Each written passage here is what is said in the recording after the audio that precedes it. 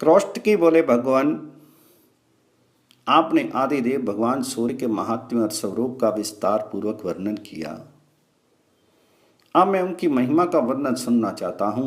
आप प्रसन्न होकर बताने की कृपा करें। तो मार्कंडेय जी ने कहा, ब्राह्मण, मैं तुम्हें अग्निदेव सूर्य का महात्म्य बताता हूँ, सुनो। पूर्व काल में दम के पुत्र राज्यवर्धन बड़े विख्यात राजा होगे। वे अपने राज्य का धर्म पूर्वक पालन करते थे, इसलिए वहां के धन जन की दिनों दिन वृद्धि होने लगी। उस राजा के शासन काल में समस्त राष्ट्र तथा नगरों और गांवों के लोग अत्यंत स्वस्थ एवं प्रसन्न रहते थे। वहां कभी कोई उत्पात नहीं होता था, रोग भी नहीं आते थे, सांपों के काटने का तथा अनावृष्टि का भय भी नहीं था। राजा ने बड़े बड़े यज्ञ किए, याचकों को दान दिए, धर्म के अनुकूल रहकर विषयों का भोग किया। इस प्रकार राज्य करते तथा प्रजा का भली भांति पालन करते हुए उस राजा के 7000 वर्ष ऐसे बीत गए मानो एक दिन व्यतीत हुआ हो। दक्षिण देश के राजा विदुरथ की पुत्री माननी राज्यवर्धना की पत्नी थी। एक दिन वह सुंदरी राजा के मस्तक में तेल लगा रही थी। उस समय वह राज परिवार के देखते देखते आंसू बहाने लगी। रानी के आंसुओं की बूंदें जब राजा के शीर पर पड़ी तो उसे मुख पर आंसू बहाती देख उन्होंने माननी से पूछा, देवी ये क्या? स्वामी के इस प्रकार पूछने पर उन मनस्वी ने कहा, कुछ नहीं। जब राजा ने बार बार पूछा तब उस सुंदरी ने राजा की केश राशि से एक पका बाल दिखाई दिया और कहा कि राजन, ये देखिए, क्या ये मुझ अभागिन के लिए खेद का विषय नहीं है? ये सुनकर राजा हंसने लगे। उन्होंने वहां एकत्रित हुए समस्त राजाओं के सामने अपनी पत्नी से हंसकर कहा, शुभे, शोक की क्या बात है? तुम्हें रोना नहीं चाहिए। जन्म, वृद्धि और परिणाम आदि विकार सभी जीवधारियों के होते हैं। मैंने जो समस्त वेदों का अध्ययन किया, हजारों यज्ञ किए, ब्राह्मणों को दान दिया, मेरे कई पुत्र भी हुए, अन्य मनुष्यों के लिए जो अत्यंत दुर्लभ है, ऐसे उत्तम भोग भी मैंने तुम्हारे साथ भोग लिए। पृथ्वी का भली भांति पालन किया, युद्ध में भली भांति अपने धर्म को निभाया। भद्रे, और कौन सा ऐसा शुभ कर्म है जो मैंने नहीं किया? फिर इन पके बालों से तुम क्यों डरती हो? मेरे बाल पक जाएं, शीर में झुर्रियां पड़ जाएं तथा यह देह भी शिथिल हो जाए, कोई चिंता नहीं है। मैं अपने कर्तव्य का पालन कर चुका हूं। कल्याणी, तुमने मेरे मस्तक पर जो पका बाल दिखाया है, अब वनवास लेकर उसकी भी दवा करता हूं। पहले बाल्यावस्था और कुमार अवस्था में तत्कालोचित कार्य किया जाता है, फिर युवा अवस्था में यौवनोचित कार्य होते हैं और बुढ़ापे में वन का आश्रय लेना उचित है। मेरे पूर्वजों तथा उनके भी पूर्वजों ने ऐसा ही किया है, अतः मैं तुम्हारे आंसू बहाने का कोई कारण नहीं देखता। पके बाल का दिखाई देना तो मेरे लिए महान अभ्युदय का कारण है। महाराज की ये बात सुनकर वहां उपस्थित हुए अन्य राजा, पूर्ववासी तथा पार्श्ववर्ती मनुष्य उनसे शांतिपूर्वक बोले, राजन, आपकी इन महारानी को रोने की आवश्यकता नहीं है। रोना तो हम लोगों को अथवा समस्त प्राणियों को चाहिए, क्योंकि आप हमें छोड़कर वनवास लेने की बात मुंह से निकाल रहे हैं। महाराज, आपने हमारा पालन पोषण किया, आपके चले जाने की बात सुनकर हमारे प्राण निकल जाते हैं। आपने 7000 वर्षों तक इस पृथ्वी का पालन किया, अब आप वन में रहकर जो तपस्या करेंगे वह इस पृथ्वी पालक जनित पुण्य की 16वीं कला के बराबर भी नहीं हो सकती। राजा ने कहा, मैंने 7000 वर्षों तक इस पृथ्वी का पालन किया, अब मेरे लिए ये वनवास का समय आ गया है। मेरे कई पुत्र हो गए हैं, मेरी संतानों को देखकर थोड़े ही दिनों में यमराज मेरा यहाँ रहना नहीं सह सकेगा। नागरिकों, मेरे मस्तक पर जो ये सफेद बाल दिखाई देता है, इसे अत्यंत भयानक कर्म करने वाली मृत्यु का दूब समझो। अतः मैं राज्य पर अपने पुत्र का अभिषेक करके सब भोगों को त्याग दूंगा और वन में रहकर तपस्या करूंगा जब तक यमराज के सैनिक नहीं आते। तभी तक ये सब कुछ मुझे कर लेना है। तदनंतर वन में जाने की इच्छा से महाराज ने ज्योतिषियों को बुलवाया और पुत्र के राज्य अभिषेक के लिए शुभ दिन एवं लगन पूछे। राजा की बात सुनकर वे शास्त्रदर्शी ज्योतिषी व्याकुल हो गए। उन्हें दिन, लगन और होरा आदि का ठीक ज्ञान नहीं हो सका। तदनंतर अन्य नगरों, अधीनस्थ राज्यों तथा उस नगर से भी बहुत से श्रेष्ठ ब्राह्मण आए और वन में जाने के लिए उत्सुक राजा राज्यवर्धन से मिले। उस समय उनका माथा कांप उठा। वे बोले, राजन, हम पर प्रसन्न होइए और पहले की भांति आप भी हमारा पालन कीजिए। आपके वन चले जाने पर समस्त जगत संकट में पड़ जाएगा। अतः आप ऐसा यत्न करें जिससे जगत को कष्ट नहीं हो। इसके बाद मंत्रियों, सेवकों, वृद्ध नागरिकों और ब्राह्मणों ने मिलकर सलाह दी, अब यहाँ क्या करना चाहिए। राजा राज्यवर्धन अत्यंत धार्मिक थे। उनके प्रति सब लोगों का अनुराग था। इसलिए सलाह करने वाले लोगों में यह निश्चय हुआ कि हम सब लोग एकाग्रचित्त एवं भली भांति ध्यान प्रायण होकर तपस्या द्वारा भगवान सूर्य की आराधना करके इन महाराज के लिए आयु की प्रार्थना करें। इस प्रकार एक निश्चय करके कुछ लोग अपने घरों पर विधि पूर्वक अर्घ्य, उपचार आदि उपहारों से भगवान भास्कर की पूजा करने लगे। दूसरे लोग मौन रहकर ऋग्वेद, यजुर्वेद, सामवेद के जप से सूर्य देव को संतुष्ट करने लगे। अन्य लोग निराहार रहकर नदी के तट पर निवास करते हुए तपस्या के लिए भगवान सूर्य की आराधना में लग गए। कुछ लोग अग्निहोत्र करते, कुछ दिन रात सूर्य सूक्त का पाठ करते और कुछ लोग सूर्य की ओर दृष्टि लगाकर खड़े रहते थे। सूर्य की आराधना के लिए इस प्रकार यत्न करने वाले उन लोगों के समीप आकर सुदामा नामक गंधर्व ने कहा, द्विजवरों, यदि आप लोगों को सूर्य देव की आराधना अभिष्ट है तो ऐसा कीजिए जिससे भगवान भास्कर प्रसन्न हो सके। आप लोग यहाँ से शीघ्र ही कामरूप पर्वत पर जाइए। वहाँ गुरु विशाल नामक वन है जिसमें सिद्ध पुरुष निवास करते हैं। वहाँ पर एकाग्रचित होकर आप लोग सूर्य की आराधना करें। वे परम हितकारी सिद्ध क्षेत्र है। वहाँ आप लोगों की सब कामनाएं पूर्ण हो जाएंगी। तो सुदामा की ये बात सुनकर वे समस्त द्विज गुरु विशाल वन में गए। वहां उन्होंने सूर्यदेव का पवित्र एवं सुंदर मंदिर देखा। उस स्थान पर ब्राह्मण आदि 3 वर्णों के लोग मितहारी एवं एकाग्रचित होकर पुष्प, चंदन, धूप, गंध, जप, होम, अन्न और दीप आदि के द्वारा भगवान सूर्य की पूजा एवं स्तुति करने लगे। ब्राह्मण बोले, देवता, दानव, यक्ष, क्रय और नक्षत्रों में भी जो सबसे अधिक तेजस्वी है उन भगवान सूर्य की हम शरण लेते हैं। जो देवेश्वर भगवान सूर्य आकाश में स्थित होकर चारों ओर प्रकाश फैलाते हैं तथा अपनी किरणों से पृथ्वी और आकाश को व्याप्त किए रहते हैं, उनकी हम शरण लेते हैं। आदित्य, भास्कर, भानु, सविता, दिवाकर, पूषा, अरियम्मा, सौर भानु तथा दीप्ति, दीधि, ये जिनके नाम हैं,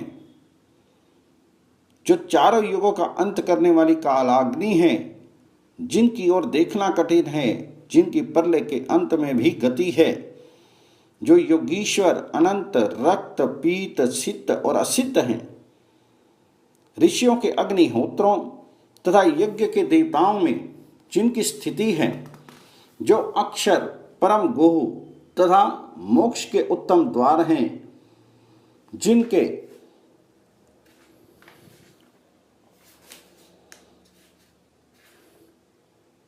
उदय रूप रथ में छंदों में अश्व जुते हुए हैं तथा जो उस रथ पर बैठकर मेरुगिरी की प्रदक्षिणा करते हुए आकाश में विचरण करते हैं, अनृत और ऋत दोनों ही जिनके स्वरूप हैं, जो भिन्न भिन्न पुण्य तीर्थों के रूप में विराजमान हैं, एकमात्र जिन पर इस विश्व की रक्षा निर्भर है, जो कभी चिंतन में नहीं आ सकते, उन भगवान भास्कर की हम शरण लेते हैं, जो ब्रह्मा, महादेव, विष्णु, प्रजापति, वायु, आकाश, जल, पृथ्वी, पर्वत, समुद्र, ग्रह, नक्षत्र और चंद्रमा आदि हैं, वनस्पति, वृक्ष और औषधियां जिनके स्वरूप हैं, जो व्यक्त और अव्यक्त प्राणियों में स्थित हैं, उन भगवान सूर्य की हम शरण लेते हैं। ब्रह्मा, शिव तथा विष्णु के जो रूप हैं वे आपके ही हैं। जिनके 3 स्वरूप हैं वे भगवान भास्कर हम पर प्रसन्न हों। जिन अजन्मा जगदीश्वर के अंक में ये संपूर्ण जगत स्थित है तथा जगत के जीवन हैं, वे भगवान सूर्य हम पर प्रसन्न हों। जिनका एक परम प्रकाशमान रूप ऐसा है जिसकी ओर प्रभा पुंज की अधिकता के कारण देखना कठिन हो जाता है, तथा जिनका दूसरा रूप चंद्रमा है जो अत्यंत सौम्य है, वे भगवान भास्कर हम पर प्रसन्न हों। इस प्रकार भक्ति पूर्वक स्तवन और पूजन करने वाले उन द्विजों पर 3 महीनों में भगवान सूर्य प्रसन्न हुए और अपने मंडल से निकलकर उसी के समान कांति धारण किए वे नीचे उतरे और दुर्दर्श होते हुए भी उन सब के समक्ष प्रकट हो गए। तब उन लोगों ने अजन्मा सूर्य देव के स्पष्ट रूप का दर्शन करके उन्हें भक्ति से विनीत होकर प्रणाम किया। उस समय उनके शीर में रोमांच और कंप हो रहा था। वे बोले, सहस्त्र किरणों वाले सूर्य देव, आपको बारंबार नमस्कार है। आप सबके हेतु तथा संपूर्ण जगत के विजय केतु हैं। आप इस सब के रक्षक, सबके पूज्य, संपूर्ण यज्ञों के आधार तथा योग वेताओं के ध्येय हैं। आप हम पर प्रसन्न होइए। तो मार्कंडेय जी कहते हैं, तब भगवान सूर्य ने प्रसन्न होकर सब लोगों से कहा, द्विजगण, आपको जिस वस्तु की इच्छा हो वह मुझसे मांगिए। ये सुनकर ब्राह्मण आदि वर्णों के लोगों ने उन्हें प्रणाम करके कहा, अंधकार का नाश करने वाले भगवान सूर्यदेव, यदि आप हमारी भक्ति से प्रसन्न हैं तो हमारे राजा राज्यवर्धन, निरोग, शत्रु विजयी, सुंदर केशों से युक्त तथा स्थिर यौवन वाले होकर 10,000 वर्षों तक जीवित रहें। तथास्तु कहकर भगवान सूर्य अंतर ध्यान हो गए। सब लोग भी मनवांछित वर पाकर प्रसन्नता पूर्वक महाराज के पास लौट आए। वहां उन्होंने सूर्य से वर पाने आदि की सब बातें यथावत कह सुनाई। ये सुनकर रानी माननी को बड़ा हर्ष हुआ, परंतु राजा बहुत देर तक चिंता में पड़े रहे। वे उन लोगों से कुछ नहीं बोले। माननी का हृदय हर्ष से भरा हुआ था। वे बोली, महाराज, बड़े भाग्य से आयु की वृद्धि हुई है, आपका अभ्युदय हो। राजन, इतने बड़े अभ्युदय के समय आपको प्रसन्नता क्यों नहीं होती? 10,000 वर्षों तक आप निरोग रहेंगे, आपकी जवानी स्थिर बनी रहेगी, फिर भी आपको खुशी क्यों नहीं होती? तो राजा बोले, कल्याणी, मेरा अभ्युदय कैसे हुआ? तुम मेरा अभिनंदन क्यों करती हो? जब हजार हजार दुख प्राप्त हो रहे हैं उस समय किसी को बधाई देना क्या उचित माना जाता है? मैं अकेला ही तो 10,000 वर्षों तक जीवित रहूंगा, मेरे साथ तुम तो नहीं रहोगी। क्या तुम्हारे मरने पर मुझे दुख नहीं होगा? पुत्र, पौत्र, परपौत्र, इष्ट, बंधु बांधव, भक्त, सेवक और मित्र वर्ग, ये सब मेरी आंखों सामने मरेंगे। उस समय मुझे अपार दुख का सामना करना पड़ेगा।